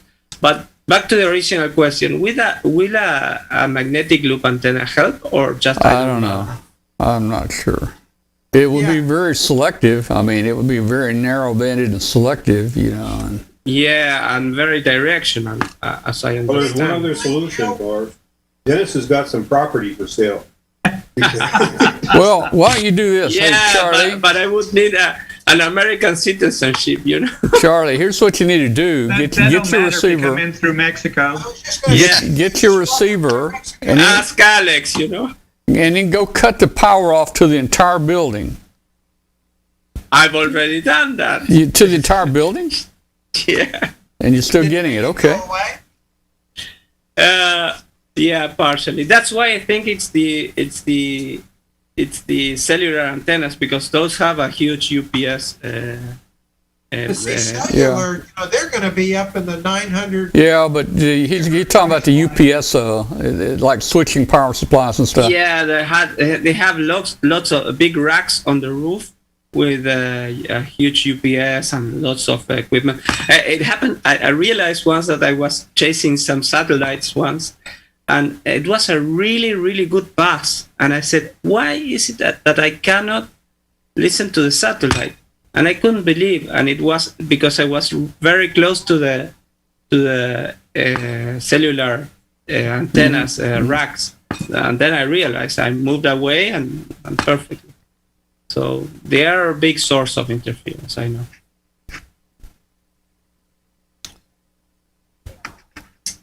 Well, there may not be anything you can do. Yeah, I'm not sure a mag loop's really going to help you because the noise is still there. And since it's above you, I don't think directional is going to help if you think it's the cellular stuff. Oh, that's right. That's a good point. Because the mag loop is around, it points up also. Yeah, that's a good horizontal. Yeah, that's a good point also. Yeah, like that. And what you can do is throw a dipole out your window and see what the noise is on it. Well, I've tested one of those, magic phasers. They are now everywhere. The little circuit with a couple of pets, and that there are people that have magic results with that, but it didn't work for me. The other answer: find another apartment. Yeah, well, I know. Take you a portable radio out and go up and down the block. Yes. Yes. I think that's the best. Take the radio out. Yes. Yeah. I hear there's a mountain in Arkansas about 2,000 feet. That's right. It's very quiet up there. Very quiet. Yeah, Mark brings up the fact in the chat room there that the largest interference there is a weed dispensary. And I was just going to say, down in Uruguay, grow lamps would not be an unusual thing to find in an apartment.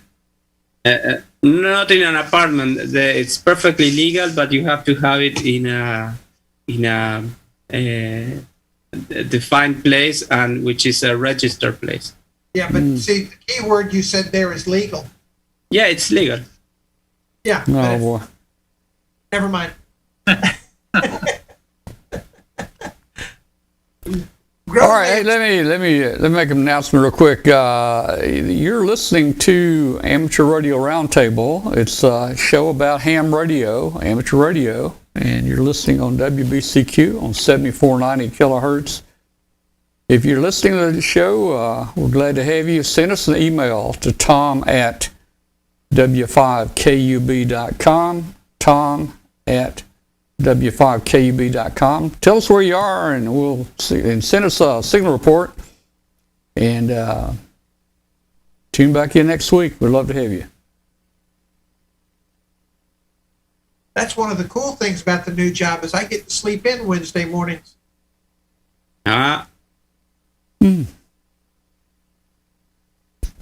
Good. Sleep in every morning. Give me some time. Well, I have a trouble sleeping in here because I'll get 6 calls about my truck warranty has expired. Mm-hmm. How can so many people call you about your warranty? I don't understand that. If you just would renew your warranty, that would all stop, right? Yeah. The funny part about that is somebody has to be sending them money for that to work.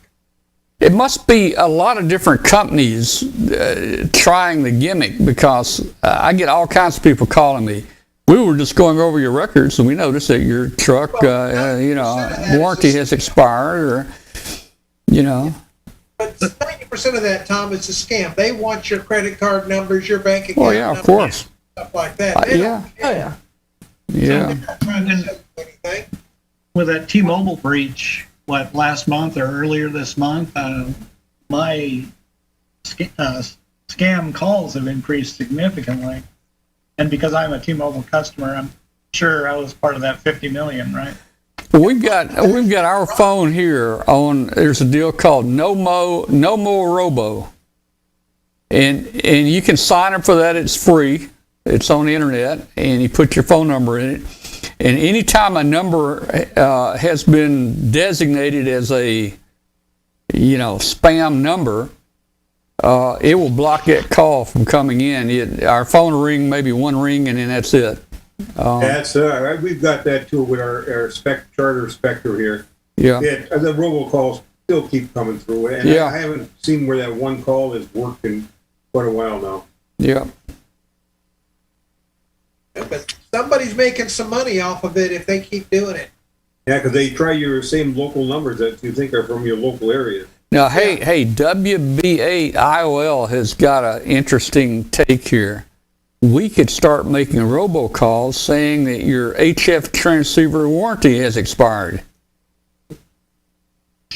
We could make some money on that. Thanks a lot, WD8 IOL. I expire my warranties the minute I open them out of the box. So what's the point? Yeah, take the top of the equipment and to see what's inside.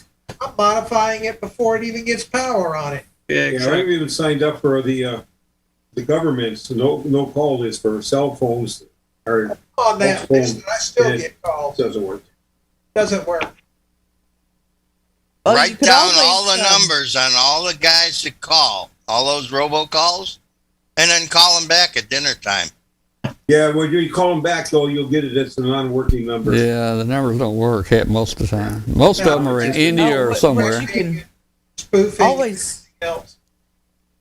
Now, what you can always do too is say, when they call and start asking you about your warranty, go, well, I don't know where you've got that. I've got a truck. I'm blind. I don't have anything. I can't drive.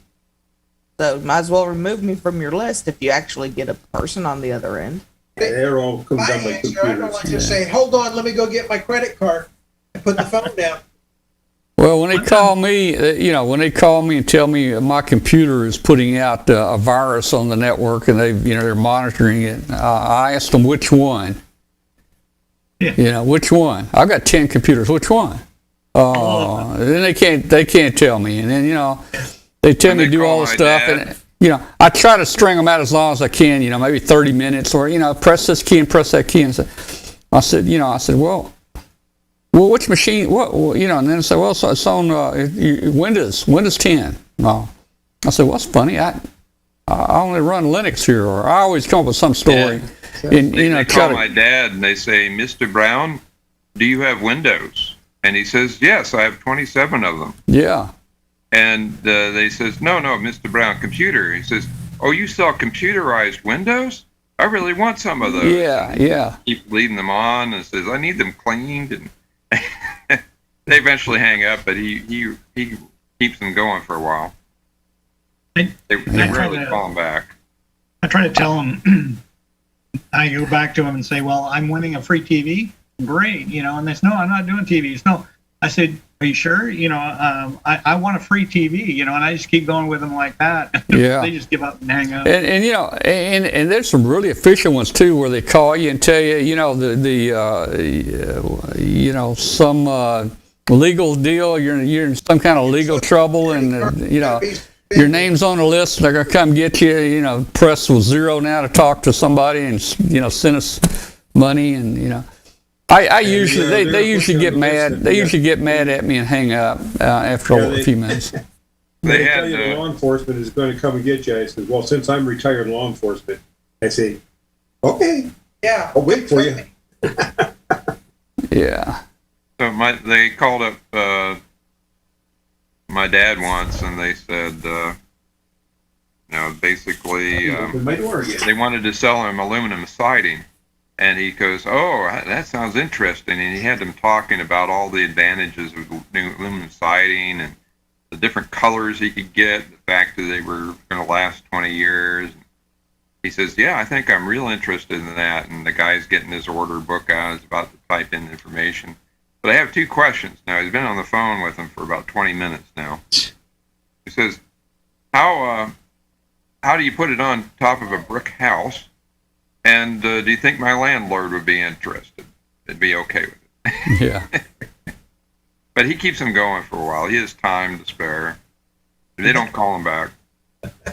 Well, it's gotten so bad we don't answer our phone unless we really know the number. It rings 4 times, goes to the answering machine, and tick, everything goes. Yeah, to the answering machine. It goes. It's terrible that we don't answer our phone. I don't know you. We do the same thing here. We let it ring, and if it's a real call, they'll leave a message. If it's not, they usually hang up. Hey guys, it's 10 o'clock here. Our segment has ended on shortwave, so. No, it's 10 o'clock. Yeah, 7 o'clock. Yeah, well, Midnight. it's 10 o'clock somewhere.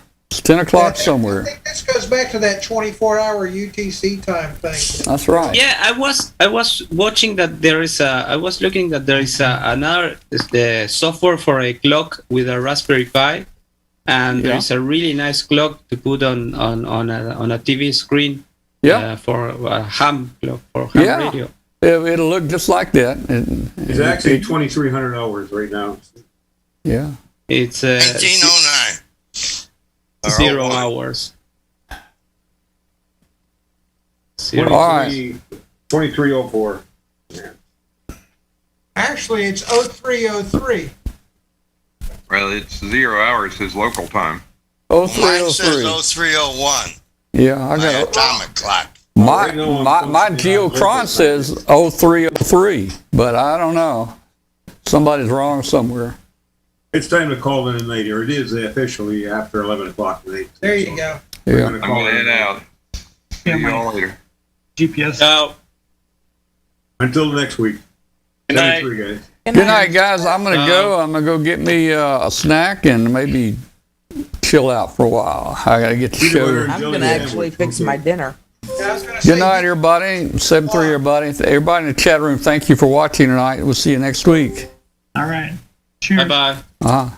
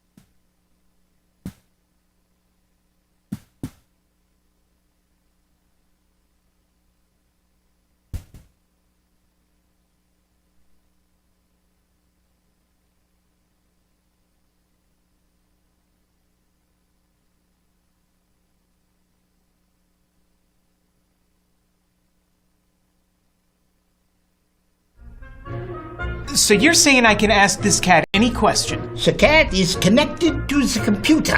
You just type in the question, it will read his mind. There the answer comes.